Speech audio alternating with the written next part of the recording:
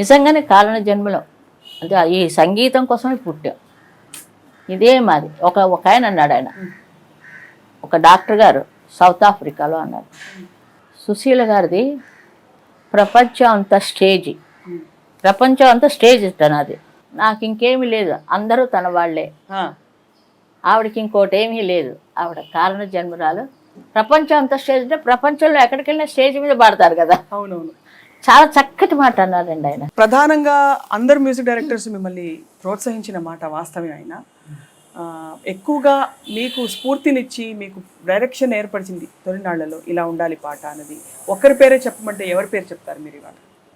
పెండియాల గారు. పెండియాల గారి. అంతే కదా, ఆయన చెప్పినట్టు పాట ఇంకెవరు అంతలా చెప్పరండి. ఆయనకి పాడడం రాదు, ఆయన పాడింది నాకు అర్థం అవ్వదు. అర్థం అవ్వకపోతే ఎలాగా? నాకు సంగీతం తెలుసు, నోటేషన్ రాసుకోమంటారు, ఆ నోటేషన్ రాసుకున్న తర్వాత ఆ సంగతిలో అందం తెలుస్తుంది. ఒక్క పాటలో ఒక్క అందం. బిజీ రికార్డింగ్లు ఒక టైంలో అయితే మీరు పొద్దున్నుంచి రాత్రి వరకు అసలు ఎడతెరిపి లేకుండా రికార్డింగ్లు అయ్యేవి మీవి. ఆ టైంలో బిజీగా ఉన్న ఆ రోజులు తలుచుకుంటే ఇప్పుడు ఏమనిపిస్తుంది? అలా అలా అలా సాగిపోయిందా? అలసట తెలిసేదా మీకు అసలు? లేదమ్మా, పాడుతుండగా ఈ క్లాసికల్ వాయిస్ కదా, పాడుతుండగా బాగా షార్ప్కి వెళ్ళిపోతుంది వాయిస్. ఇంకా తిండి మీద దేని మీద ఉండదు, కాఫీలు తాగేయడం పాడేయటం. రాత్రి 2 అయినా సరే ఇంకా చాలా ఫాస్ట్గా ఉంటుంది. ఎప్పుడు రాత్రి 2, 3 అవుతుంది రికార్డింగ్స్ అయ్యేటప్పుడు. ఎంఎస్ విశ్వనాథం గారిదే అసలు 2, 3, 4 కూడా అవుతుంది. ఒకసారి జీకే వెంకటేష్ గారితో ఏదో ఒక పాట పాడాను, ప్రొద్దుట 6 గంటలైంది ఇంటికి వచ్చేటప్పటికి. రిహార్సల్స్ చేసినా కూడా అప్పుడు స్టూడియోల్లో చేసేవారు కాదు, ఫ్లోర్స్ ఉంటాయి కదా, ఫ్లోర్స్లో రికార్డింగ్. సాలూరి రాజేశ్వరరావు గారితో మీరు పాడిన పాటలు కూడా చాలా చాలా గొప్ప పాటలు, అందరితో గొప్ప పాటలు అయినా కూడా వారి పాటలో ప్రత్యేకత మీకు ఏ అంశం బాగా నచ్చేది? ఆయన ఒక డివోషనల్ చేశారండి, కృష్ణ వందే జగద్గురు. లలిత లవంగలత పరిశీలన కోమల మలయ సమీరే, లలిత లవంగ లతా పరిశీలన. అంత ఎంత మంచి పాట అది, అష్టపది. చాలా బాగా చేశారు ఆ పాట.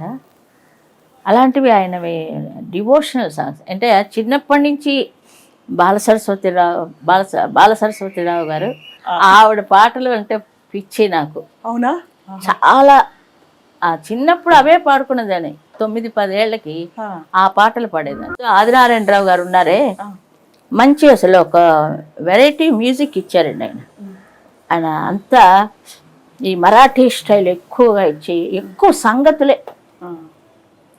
పూజకు వేళరా అను స్టార్టింగే సంగతితోటి పూజకు అంటారు. అది మామూలు పాడే వాళ్ళ దగ్గర కొంచెం మిస్ అవుతుంటుంది.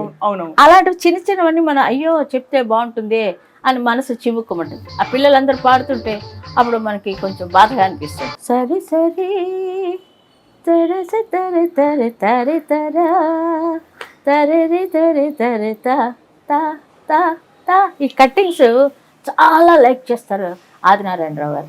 అది వచ్చే వరకు తబలాలో కూడా రావాలి. అది తబలాలో కూడా తగదా తగదా తగదా అని రావాలి. అది రాకపోతే ఆయనకి ఇష్టం లేదు.